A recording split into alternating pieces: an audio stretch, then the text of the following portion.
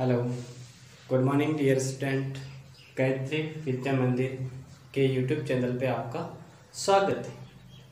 आज अपन पढ़ेंगे uses of dimensional equation, विमीय समीकरण के उपयोग। इससे पहले लेक्चर नंबर 11 के अंदर अपन एक यूजेस को देखा था, क्या कि भौतिक राशि के परिमाण को एक मात्रक पद्धति से दूसरे मात्रक पद्धति में परिवर्तन करने के लिए अपन उपयोग करते हैं। सेकंड, अपन ने बात कर चुके थे कि भौतिक सूत्रों की सत्यता की जांच के लिए वहां पे अपन ने देखा था कि सूत्र के लेफ्ट हैंड साइड की विमा और सूत्र के राइट हैंड साइड की विमा दोनों क्या अगर बराबर हो जाएं, उस कंडीशन में तो भौतिक सूत्र क्या होता है, सत्य होता है। लेकिन मेरे पास एक एग्जांपल के थ्रू कुछ इस प्रकार से अगर कोई सूत्र हो, जैसे गति के समीकरण आप जानते हैं, v square u square plus 2ax, यहाँ पे v वेग है, प्रारंभिक वेग u अंतिम वेग और a यहाँ पे त्वरण है और s क्या है, तय की गई दूरी। जब इस प्रकार के सूत्र हैं तो यहाँ पर आपको ध्यान रहना चाहिए कि v स्क्वायर की विमा बराबर u स्क्वायर की विमा बराबर क्या होती है, 2as की। अगर ये तीनों ही विमा बराबर है, उस कंडीशन में ये सूत्र क्या है, सही है। v स्क्वायर वेग की विमा m0 l1 t-1 का स्क्वायर, यहाँ पे भी ये वेग है m0 l1 t-1 का स्क्वायर, और यहाँ पे 2 की कोई विमानित त्वरण की होती है m0 l1 t-2 और s तय दूरी l1, इसका स्क्वायर m0 l2 t-2 बराबर m0 l2 t-2, और ये भी हो जाएगा क्या, m0 l2 t-2। तो तीनों विमाएं क्या है, बराबर है। तो अपन लास्ट में लिखे, अतः यह सूत्र सही या सत्य है। किस विधि से अपन ने ज्ञात किया, विमीय विधि से। और इस पर न्यूमेरिकल क्वेश्चंस कैसे पूछे जाते हैं वो अपन बाद में देखेंगे। पहले अपन इसका तीसरा उपयोग देखते हैं। तीसरा उपयोग क्या है, तीसरा उपयोग है कि थर्ड,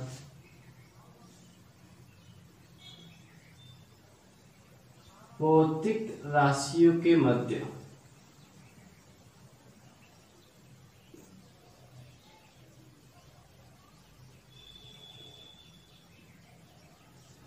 संबंध प्राप्त करना।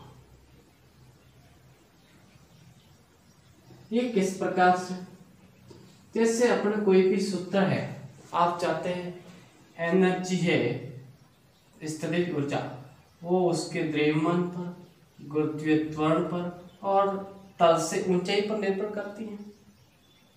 ठीक है, अब ये कितनी बार कहीं पे देखें, जैसे गतिज ऊर्जा 1/2 क्या होता है, mv स्क्वायर।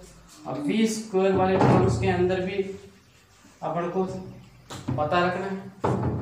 ठीक है, तो इसको देखते हैं अपन कि ये इसकी घात कितनी होगी, इसकी घात कैसे आएगी। ये संबंध प्राप्त करने के लिए अपन ये देखें, कि अपने पास मान लेते हैं कोई भौतिक राशि Q है, भौतिक राशि Q है, वो निर्भर करती है A B कोई C राशि पर, ठीक है। लेकिन यहाँ पे पता नहीं है कि ये कितनी घात होगी। सपोज करें मान लेते हैं Q है वो निर्भर करती है A की पावर स्मॉल है, B की पावर स्मॉल b और C की पावर स्मॉल c। इस समानुपाती नियतांक को हटाएंगे, अपने कांस्टेंट लगा दे k A की पावर A, B की पावर B एंड C की पावर C। और यहाँ पर भी अपन इस सभी की विमा रखेंगे और विमा रखने पर A B C के 3 अपन को मान ज्ञात करने। अब इसमें यहाँ पे अपने पास एक प्रॉब्लम यह आएगी कि यहाँ जो अपने 11th क्लास तक केवल अपन किसी भौतिक राशि का अधिकतम 3 भौतिक राशियों के साथ में संबंध अपन ज्ञात कर सकते हैं। अगर 3 से अधिक भौतिक राशियों के साथ में संबंध रखेगा उस कंडीशन पे अपन इस मेथड का इस्तेमाल नहीं करेंगे, आगे हाई लेवल का मेथड अलग मेथड का इस्तेमाल करते हैं। लेकिन अपने 11th स्टैंडर्ड तक केवल यहाँ तक ही काम का है, ठीक है। इस पर अपन एक एग्जाम्पल लेके समझते हैं। एग्जाम्पल देखिए पहले,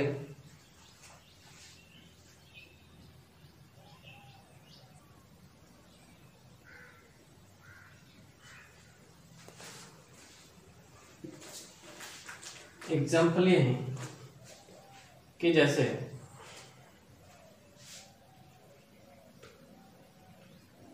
किसी गतिशील वस्तु की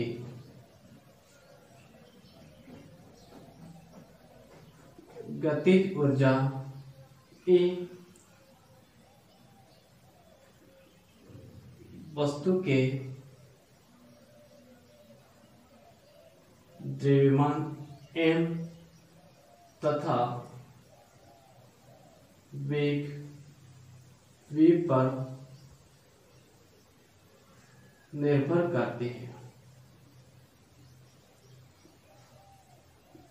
तो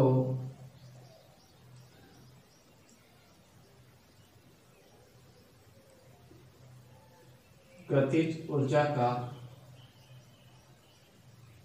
ऐसे याद रखना है, जिसका पूछे उसको लेफ्ट हैंड साइड में, गतिज ऊर्जा का अन्य राशियों के साथ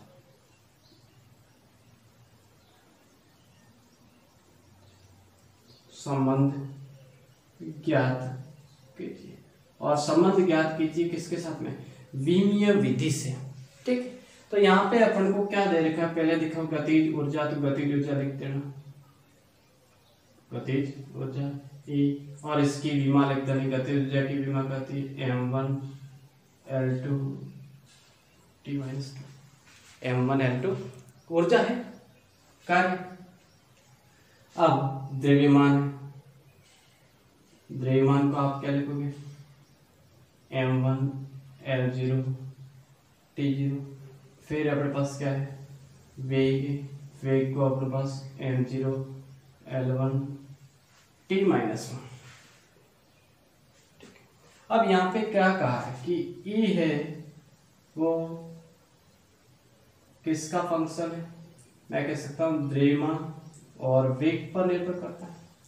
मान लेते हैं द्रव्यमान की घात A है और वेग की घात कितनी है, P है, और इसको इस समानुपातिक कांस्टेंट तक के लिख दिया कि m की पावर A v की पावर b। ओके, अब अपन यहाँ पे E m व v की विमाएं रख लेता हूं।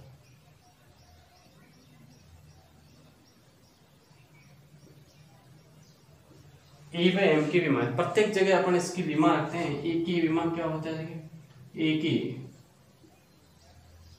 m0 कहाँ है, m1 L2 T-2, फिर कांस्टेंट के m1 l0 t0 की पावर a, फिर वेग m0 l1 t-1 की पावर p। इसको ऐसा कैसा आगे लिखता है, इसको लिखता है m1 l2 t-2 k, ऐसा कैसा। यहाँ पे बचेगा m की पावर a, l की पावर 0, t की पावर 0, यहाँ पे बचेगा m की पावर 0, l की पावर b और t की पावर माइनस का b। अब इसको भी हल कराया गया है, अपने पास सबको जोड़ दे m1 l2 t-2। अब इस दोनों को m की पावर कितनी है दोनों से, a + 0 है, l की पावर क्या है p और t की पावर माइनस का b। ठीक, ये आ गया यहाँ से। अब m l t की घातों को या घातों की तुलना करने पर, क्योंकि आधार समान है तो घातें भी बराबर होगी। तो यहाँ पे अगर देखा तो m की पावर 1 है, या फिर ऐसे लिखें m की पावर 1 है, तो यहाँ पे m कितना है a, तो यहाँ से a की वैल्यू कितनी आएगी, तो a की घात a गई। फिर यहाँ पे l की पावर 2, l की पावर b, वैसे b का मान कितना आएगा 2। दो राशियाँ है, दो मान है, लेकिन देख लेते t की पावर -2 और यहाँ पे t की पावर माइनस का b। -2 बराबर -b है, तो यहाँ पे भी b बराबर कितना है तो a तथा b जो भौतिक राशि घाता है उनका मान कितना आएगा, a का है, तो अपन लिख सकते हैं e बराबर k m की पावर 1 और b की पावर 2। तो यहाँ से e बराबर आया k m v²। तो ये विमीय विधि है, इसका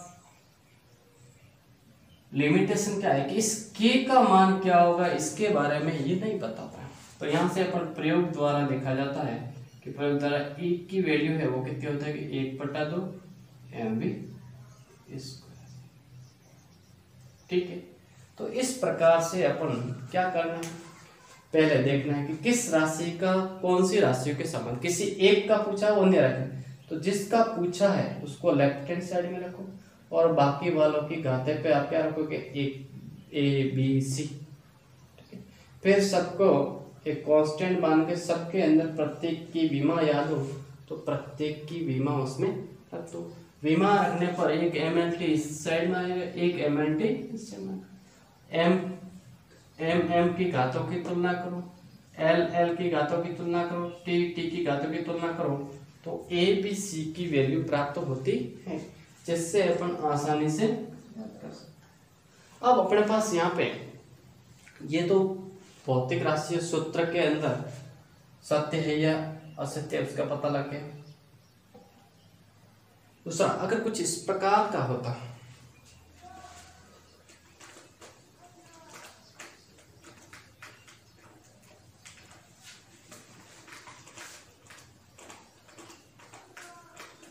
अगर कोई डायरेक्टली बात कर लेना इसके लिमिटेशन, क्या बात कर, लिमिटेशन ऑफ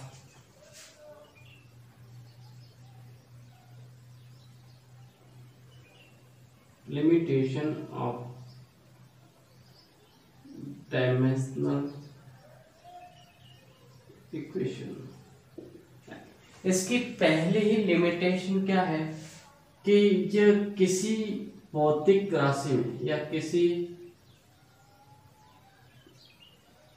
भौतिक सूत्र में जो कांस्टेंट है, कांस्टेंट का मान नहीं बताता। कांस्टेंट का मान कि कांस्टेंट की वैल्यू क्या होगी उसके बारे में इसका कोई संबंध नहीं है। सेकंड, कि यदि कोई फंक्शन लघु गुणक लॉगरिथमिक हो त्रिकोणमितीय हो या फिर कोई चरघातांकीय फंक्शन हो, चरघातांकीय फलन, उसको अपन इसके द्वारा ज्ञात नहीं कर। जैसे अपने पास लघु कोणिकी की x बराबर log e y, तो इसको अपन इसके द्वारा नहीं लिखेंगे। जैसे y equal to a sin omega naught t, तो ना तो इस सूत्र की सत्यता की जांच कर सकते हैं, न ही इस सूत्र को अपन स्थापित किया जा सकता। चरघातीय है, जैसे y बराबर e की पावर माइनस का t, कुछ ऐसे फलन हो उसको अपन इस विधि के द्वारा हल नहीं कर सकते। अब इसका मेन एंड तीसरा क्या बताएगा कि यह कि भौतिक राशि सदिश है या फिर अदिश, इनके बारे में पता या इनके बारे में ये नहीं बता सकता है। तो विमीय समीकरण या विमीय विधि की ड्रॉबैक क्या है कि एक तो ये सूत्र के अंदर कांस्टेंट है, उस कांस्टेंट का मान क्या है इस विधि से अपन पता नहीं लगा सकते। दूसरा कि कोई लॉगरिथमिक फंक्शन हो, टेग्नोमेट्रिक फंक्शन हो या एक्सपोनेंशियल फंक्शन हो, लघुकोणिकीय, त्रिकोणमितीय, चरघातीय फलन हो, तो उसको अपन इस विधि के द्वारा न तो स्थापित किया जा सकता है और न ही इनकी सत्यता की जांच की जाती है। थर्ड है कि भौतिक राशि इसकी विमा है, विमा से अपन ये नहीं लगा सकते हैं कि ये राशि सदिश हैं या ये राशि अदिश हैं, ये अपने पास कुछ इसकी लिमिटेशन है। तो आज अपन ने देखा तीनों इसके उपयोग और ये चीज देखी। एक और क्वेश्चन से करते हैं अपन।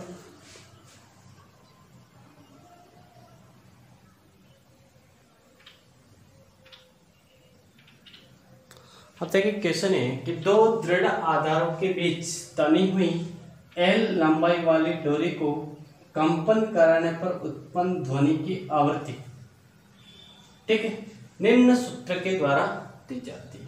तो पहले तो इस सूत्र के अंदर एक्चुअल में ये क्या करना है, इसकी सत्यता की जांच करनी है। सत्यता की जांच के लिए अपन को पहले इनके अंदर जितने भी भौतिक राशियां हैं इसकी विमा पता होनी चाहिए। पहले क्या दे रखी है, आवर्ती होती है 1/, आवर्त का आवर्ती बराबर n बराबर होता है 1/t, या एकांक समय में होने वाले कंपनों की संख्या या प्रति सेकंड होने वाले कंपनों की संख्या को अपन आवर्ती कहते हैं। तो इसकी 1/t तो डायरेक्ट लिखते हैं m0 L0 t माइनस का 1, ये आवर्ती की क्या होती है, विमा। द्रव्यमान की हो गई m1 L0 t0, और ये एकांक लंबाई का द्रव्यमान, इसको यहां से लिखें, एकांक लंबाई का द्रव्यमान m equal to capital M/L होता है। तो m की विमा होगी वो हो जाएगी m1 L माइनस 1 t0, ठीक है, L लंबाई की L1, ठीक। तो पहले अपन देखें LHS की विमा, LHS की विमा बराबर क्या हो जाएगा, आवृत्ति की विमा, और आवृत्ति की विमा अपन को दे रखी है m0 L0 t माइनस का 1। फिर अब देखते हैं RHS की राइट हैंड साइड के अंदर अपन को दे रखा 1/2L under capital mg/m। g यहाँ पे गुरुत्वीय त्वरण है, और g की विमा होती है m0 L1 t माइनस का 2। तो यहाँ पे विमा रखें तो 1/2L, L की L1, अंडरूड है तो अंडरूड ही रखें, m की m1, ये g की m0 L1 t माइनस 2, और इसकी हो जाएगी अपने पास m1 l-1 t0। तो यहां से अपने पास l1 आई इंटू यहाँ पे बचेगा m1 l2 t-2 और यहाँ पे m1 रखा। चलो इसको अगर पूरे को काट दे m1 से m1 कट जाएगा तो यहाँ से बचेगा केवल l2 t- का। तो बाहर लेंगे तो ये भी 1/l1 इंटू l1 t- का 1। l1 से l1 कैंसल तो क्या बचेगा t- का 1 और इसको अपन लिख सकते हैं m0 l0 t-1। तो ये राइट हैंड साइड की विमा, ये लेफ्ट हैंड साइड की विमा, तो अपन लिख सकते हैं LHS की विमा बराबर RHS की विमा और ये दोनों क्या है बराबर है। अतः यह आवृत्ति का सूत्र क्या है सही है। आवृत्ति का सूत्र क्या है सही है।